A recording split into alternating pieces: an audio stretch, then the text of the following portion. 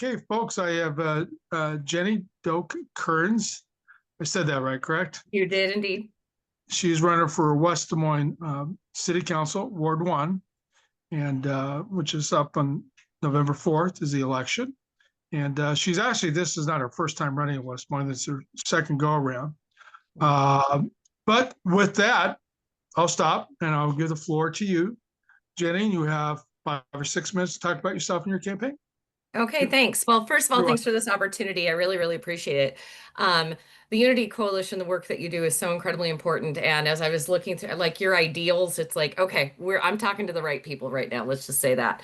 So as he mentioned, I'm Jennie Doke-Kerns. I have been a resident of the Des Moines area in West Des Moines for my entire life.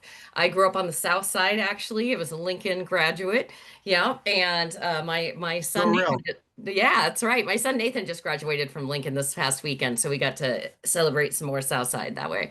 I'm a first generation college student. I went all the way up through, I have a PhD from Drake in educational leadership. Yes, very proud of the work that I've done there. But one of the things that has been really important to me in my entire career, I started as a high school teacher. I worked with a lot of at-risk kids at the time. I started the first Gay Straight Alliance in Newton High School in 2000, in the year 2000, which was quite a challenge at the time. Um, and then when I moved over to DMAC in 2013, I'm very, very passionate about the community college model and all the things that, that college is not just a 4 year degree. It's many, many different things for many different people. And one of the wonderful things that I've got to do there is continue to work with students who needed a little more help. So for the whole time I've been at DMAC, I've worked in adult education for part of the time, or part of my job has been with adult education. So that would be folks who are getting their high school diplomas afterwards. You realize there are more than 140,000 adults in the state of Iowa who do not have their high school diploma. That is something that a lot of people don't realize. And then also the English language learning programs were part of that, have been part of that work as well. And working with students who are coming from all different kinds of places and all different kinds of backgrounds. And it's just really, really exciting work. And then I have to add, I spent 4 years at DMAC also overseeing their education in prison programs and building their first college and prison program there, basically. That was just really, really incredible, an incredible place to work. I learned way more than I probably gave to them. But I think it shows that consistently I have always been working for the person who needs the support that may not normally just automatically have it, or trying to work with and help people navigate systems that are complex or that they're unfamiliar with and that they may have trouble advocating for themselves within. So that's really, really important to me. And I think I take that desire to a role like city council. Okay. West Des Moines is we are very lucky in West Des Moines. The rate of satisfaction within of our citizens is extremely high for a city.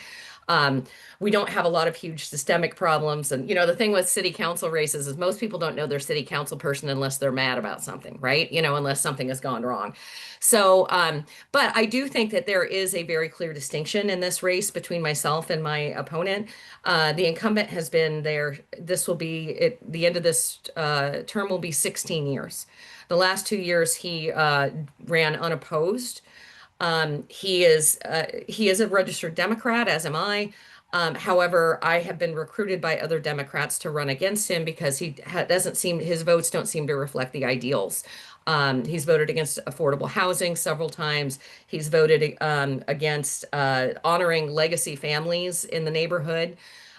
There's just been and not only just that, there are a lot of and Ward 1 is not just Valley Junction. That's one thing that we have to, a lot of people don't realize. It goes all the way south down into Warren County, and that all the new development around Veterans Parkway. And honestly, West Des Moines doesn't have that many places where it can expand and develop. So we're gonna have to be really, really thoughtful about affordable housing and sustainability as we go forward there. And then it also wraps north all the way around to Valley High School and the Valley West Mall area, which, as you probably know, Valley West Mall is one of the biggest, more problematic things that we're going to be facing in West Des Moines as to how to go forward with that. So I would say I really feel like I bring a work ethic and a focus and a structure to this that I think is vastly needed. I've been asked by residents of Ward 1, business owners in Ward 1, and folks that have been in elected spaces and in the city manager's office to please run for this office. So I think it's my time right now, and I am really, really ready to do this, and I feel very optimistic. How's that? Well, thank you very much. Did very good. So Thank you. the first question is from question one of the questionnaire. Uh, and we asked what sustainability measures have been implemented in West Des Moines and what still needs to be done, and whether you would prioritize spending on these programs and what programs. In your answer, describe the problems that need to be addressed, but did not give a lot of specifics. Please share with us some examples of solutions you believe West Des Moines should focus on to make the city more sustainable. Sure, absolutely. And a lot of that is, I can go back to, as we talked about, the areas of growth that are possible in the city. We will be, locked in pretty soon where we cannot go forward. So we need to be really, really thoughtful as we're looking at how we grow. And are we creating neighborhoods that are sustainable? Are we creating infrastructure that is sustainable? It's incredibly important. And I do know that just like many other municipalities in the area, there's so much pressure from the state house. I mean, right now they're being discouraged from using the word climate change in any of their documents that are addressing city issues. So they're supposed to be, extreme weather or something like that. I have a dear friend who's an engineer and or retired from being an engineer. He's like, everyone knows this is happening. The weather events are much worse. We know it in the fact that the drainage pipes I used to design were 12 inches and now they're 18 inches. And that's all the cities are buying because they know that that is what needs to happen. So I think one of the things that I would want, being new at this space, I'm not an engineer, but what I can tell you is that sustainability is going to be an absolute priority. My opponent has said in city council meetings that climate change is a natural cycle. It is not. I feel very strongly about that. And as I said in my response, I think it's going to be extremely um, evident 50 years from now, the cities that took these challenges seriously and those that did not. So I would say as we continue to improve our infrastructure, and again, I talked in some of those answers about the corporate partnerships. We have a great opportunity to grow with Microsoft and some data farm options that we have. But those are big utility sucks. And so far, they've been very good corporate partners. They have also helped to develop infrastructure to get out to those areas that we can then later grow from rather than reinventing the wheel, but we can grow upon that infrastructure that these organizations created. So I would say between thoughtful, we're constantly upgrading our streets, our roadways, our sewer systems. We need to continue to do that in a way that is making our waterways. We know the terrible situation in our waterways in Iowa. We want to make sure that as we're upgrading these things, we are not exacerbating problems that already exist.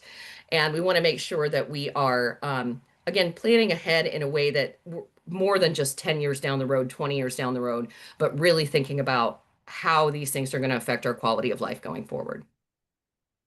I have one more question from you, from the committee.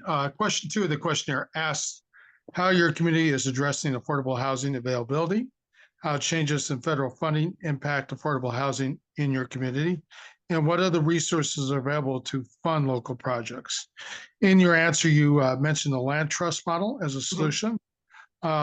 Since you're a board member on that, or we're a board member on that, please walk us through the land trust model and how it is being implemented in West Des Moines. Also, is a land trust model expansive enough to make significant difference in West Des Moines, or is it just one part of a larger overall solution? Okay, excellent. I love talking about this. So I am currently a Excuse me. member. You have 2 minutes to answer this question. Okay, really quick. Okay, I am currently a board member of the Community Land Trust. I do think it's a part of a larger solution. It is not the only solution, but and it is something I was not aware of until I was approached to be on the board as a West Des Moines citizen representative. And basically, the idea is, and this is a terrible comparison, but one that most people will understand. It's kind of like if you're renting a trailer in a trailer home, right? You own the trailer, you own that physical space, but the land is still owned by someone else. The idea of the land trust is that they buy up land, partnered with Habitat for Humanity, with some other folks, and they build a structure on that space. So let's say it's worth $200,000, okay? But they're only going to charge you the 170 because they're keeping the $30,000 land. And trust me, my numbers are probably not good. So then that person owns that home. If they pay it off and decide to stay there forever, they can pass it on to a child or whatever. And if the child or that person decides to sell the home, they get any of the principal that they have paid into the loan. And then, hopefully it's gone up, say it's 20 years, it's gone up $50,000. They would get 75% of the revenue from that house, and then the land trust gets 25% and then keeps that space so they can continue to grow and develop more properties.